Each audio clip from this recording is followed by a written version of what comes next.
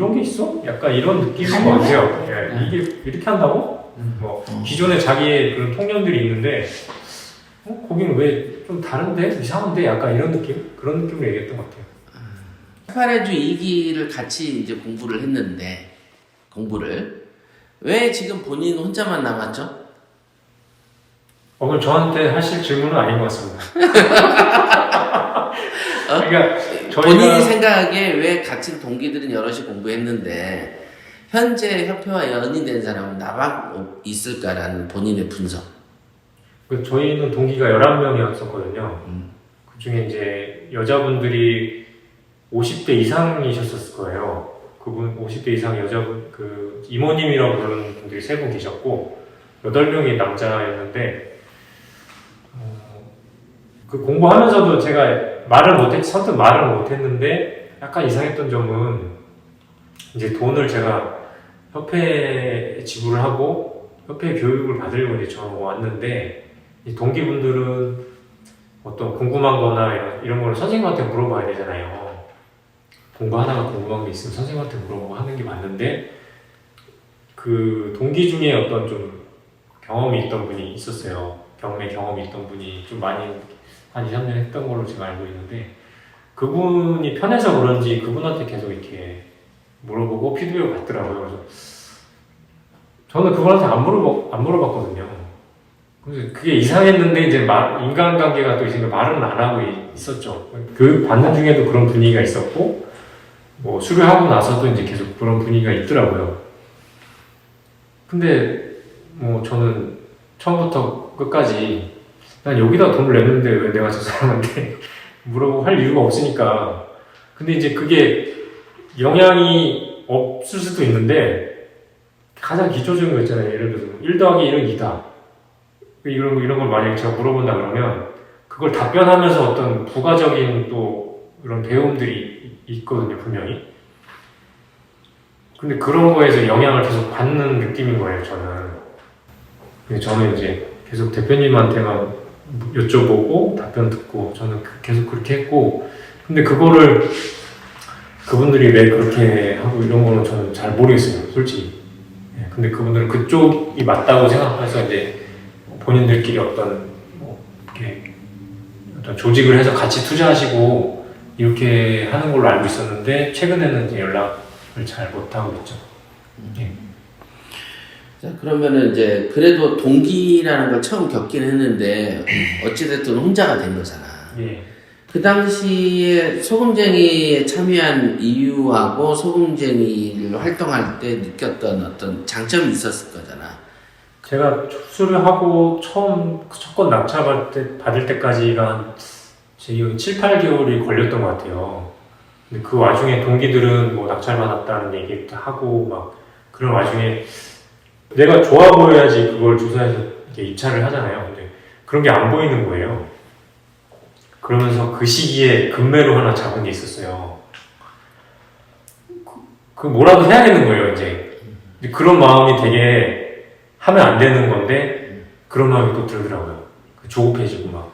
그리고 또 애도 둘째도 태어나기 직전이고 뭐 이래서 둘째 태어나면 아무래도 이동이 힘드니까 빨리 해야겠다 이런 조급함이 좀 있어서 첫 건을 낙찰받고 두 번째 거 낙찰받고 제가 소금쟁이 가입했던 것 같아요. 근데 두 번째 거 이제 낙찰받은 다음에는 가장 큰 거는 이제 대표님하고 뭐 여쭤보고 뭐 하기가 이제 좀 껄끄러운 거죠. 그런 말씀을 은연중에 하시니까 은연중에 이제 아니 교육도 끝나는데요 이렇게 약간 말씀하시는 게 있었어요.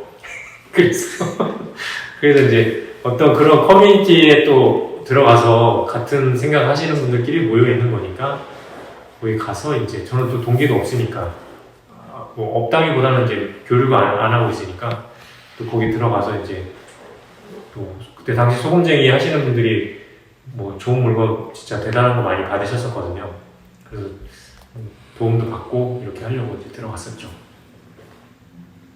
도움이 되겠다 싶어서. 그럼 왜 요즘에는 이제 5년이 흘렀잖아. 소금쟁이가 왜 요 모양 요 꼴이 됐을까?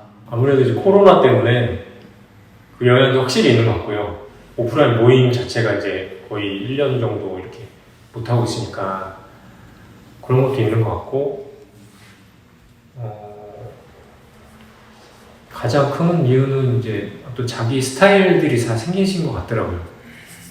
예, 본인의 스타일들이 이제 생기시니까 어떤 물건도 이제 대표님도 방송에서 그런 얘기 하셨는데 낙찰 1개 받고 2개 받고 뭐 이렇게 해봐야 새로운 게 없다고 얘기를 하시는 걸 들었거든요. 약간 그런 느낌도 회원분들이 약간 있으신 것 같고, 그러니까 처음에는 물건 얘기하고 이러면 뭐 재밌고 막 낙찰 받았다 그런 거 낙찰 자체가 이제 약간 이슈가 되고 이런 것도 있을 수 있는데 벌써 4년 5년 돼버리니까 뭐 뭘 받아도 이제 되게 좋아 보이거나 이러지가 않는 거죠. 그러면서 이제 물론 이제 모여서 이런 얘기 하는 것 자체가 좋긴 한데 어떤 그런 느낌 자체가 처음 가입했을 때랑은 달라지는 게 아닌가. 예, 그러면서 어떤 대표님 어떤 걸 제시해도 반응이 빠르지 않고, 그러면서 또 대표님도 반응이 빨리 안 오니까 좀 시큰둥해지시고 그러면서 이게 좀 반복되신 게 아닌가. 예, 제 생각입니다. 그래도 아직도 이렇게 모임 하시면서 화상회의 하시는 분들 많이 계시고 또 조용히 이렇게 모임 하시면서 이렇게 그런 분이 되게 많으세요. 예. 자, 그러면은 가족의 반대 없었는지, 있었다면 어떤 유형이었고, 그거를 어떻게 극복했는지. 반대는 안 했는데 지금 제가 반대라기보다는 그냥 불안불안해 하면서 지지를 안 해준 거예요. 아무도. 그 지지받은 게 아무한테도 없는 것 같아요, 저는. 지금 생각하면. 근데 그게 제가 이제 집안 내에서는 뭐 고집도 세고 하고 싶은 거 하고 뭐 이런 약간 그 이미지인데 지지 안 해주는 걸 2, 4년 동안 계속 하니까 그게 이제 어느 순간 이게 하고 외롭고 이제 이런 게 오긴 오더라고요. 물론 이제 제가 이제 낙찰 받고 돈 벌고 이런 거는 앞에 하셨던 분들이 다 했던 길을 제가 따라가는 거라서 그거에 대해서는 이제 의심이 없는데 주변에서 뭐 와이프도 그러고 처갓집 식구들도 그러고 그걸 왜 하냐 약간 이런 인식이 이제 저변에 깔려 있어요. 그러면 이제 그게 은연중에 한 번씩 나오잖아요, 말할 때. 너는 왜 그걸 그렇게 하려고 그러냐 약간 이런 식의 어떤 지지를 받지 못하는 그런 느낌. 예.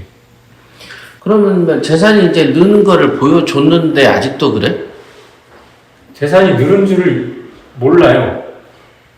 그러니까 제가 이거를 몇 번 얘기를 했었는데 부동산에 대한 얘기 어떤 뭐 낙찰 받으면 내가 얼마 받았는데 시세는 얼마다 뭐 이런 얘기를 몇 번 하면은 아 그런가 보다. 그리고 이제 제가 낙찰을 얼마 받았고 월세를 얼마 예상한다. 그래서 이렇게 받은 거다. 그럼 월세 실제로 그 가격 계약을 하잖아요. 그럼 아 월세가 맞으니까 뭐 매매가격도 이 정도 이 사람이 말하는 게 맞나 보다 이렇게 생각을 안 해요. 월세는 월세고 팔아봐야지 뭐 그게 돈이 되는 건지 뭐 어쩐 건지 그때 가서 아는 거지 이렇게 생각하더라고요. 근데 그거를 몇 번을 얘기해도 그러니까 이제 저도 얘기를 안 하게 되더라고요. 어떤 이게 정치적인 문제처럼 약간 그렇게 저한테 인식이 되면서 그냥 생각이 다르니까 그냥 뭐 제가 하는 거에 있어서 물론 이제 와이프는 제가 활동할 수 있게 또 육아도 해주고 이렇게 해줬는데 그런 뭐 도움 받고 이런 건 없으니까 예 저도 뭐 딱히 뭐 내가 하고 싶은 거 하면 되지 뭐 약간 이런 식이에요 지금. 예. 과거에는 분명히 성격이 되게 소심하고 말도 잘 못하고 가슴도 이렇게 움츠러들었는데 최근에 보면은 막 얼굴에 자신감도 좀 생기고 어깨도 떡 이렇게 가고 그 어떤 이유가 있어? 그게 이제 어떤 속에서부터 이제 외롭고 이런 느낌 뭐 나는 이렇게 집에 그 가족을 위해서 애를 위해서 이렇게 한다고 하는데 참 못 알아주는구나 약간 이런 느낌이 있었어요. 한 2, 3년 전만 해도. 근데 작년부터 이제 그런 생각은 없고 그냥 나는 내가 선택하는 거 그냥 쭉 간다. 뭐 나중에 어차피 나중에 내 말이 맞는 게 다 그 확인이 될 테니까 주변에서 뭐라고 하든 그냥 내가 하고 싶은 대로 한다. 어차피 내 돈인데 뭐 약간 이런 생각도 있고 뭐 내가 뭐 돈 쓰는데 뭐 도와준 것도 하나도 없는데 뭐 조언을 받더라도 나는 내가 좀 그래도 좀 받을 만한 사람. 이 사람 진짜 뭔가 분석도 잘 하고 뭐라 그러지? 이렇게 좀 멘토처럼 이런 사람 말이 아닌데 굳이 내가 뭐 나한테 도움 준 것도 아닌데 그 사람 말 신경 쓸 필요도 없다. 약간 이렇게 생각이 좀 바뀌더라고요. 그러면서 낙찰도 이렇게 물건도 한두 개 이렇게 쌓이다 보니까 아까 평택 물건도 이렇게 보셨는데 그 속에서 그런 마음이 좀 생겼던 것 같아요. 그래도 진짜 한 2억만 현금 손에 갖고 있으면 그럼 나 어디 가서 굶어 죽지 않겠다. 이 생각이 이제 생기면서부터 조금 바뀐 것 같아요. 그런데 이제 경매에 어떤 장점이 있었을 거 아니에요. 그러니까 그 자기가 바라보는 요거 진짜 좋은 장점이니까 불안증이 없는 거잖아. 내가 느끼는 경매의 장점은? 경매의 장점은 돈 안 들이고 돈 벌 수 있다. 이게 딱 이제 작년부터 그게 실제로 그렇게 제 물건이 그렇게 되는 게 있으니까 그 생각이 지금 확고한 것 같아요. 지금 생각이. 돈 안 들이고 돈을 벌 수 있구나. 그게 실감이 나는 것 같아요. 지금. 예. 그리고 이제 뭐 우리나라 대한민국에서 진짜 뭐 줄없고 백없고 뭐 돈 없는 사람들은 막 어디가 직장 생활을 해도 이렇게 능력 없고 이런 사람들 아부를 하잖아요. 윗사람한테 잘 보여서 이렇게 살아남아야 되잖아요. 근데 진짜 눈치 안 보고 그냥 할 수 있는 것도 이제 어느 정도 장점인 것 같아요. 네. 오늘 보신 건물 두 채에 대한 간략한 설명 한 채씩. 그 아침에 수원에 있는 거, 그다음 평택에 있는 거 두 개 봤는데요. 제가 느낌에는 이제 두 개가 어떤 쌍둥이 느낌의 같은 상업, 둘 다 상업 지역이고, 둘 다 역에서도 역세권이고, 그다음에 토지 가격을 보고 이제 둘 다 투자를 한 거거든요. 그래서 성격이 굉장히 비슷하고, 예, 뭐 토지 평당 얼마 시세가 이제 거래된 시세가 있기 때문에 그 가격대로 시세를 보고 들어가는 거라서 예, 차익은 충분히 날 것 같습니다. 지하긴 한데 그래도 투자금이 없다는 게 또 공통점이고. 예.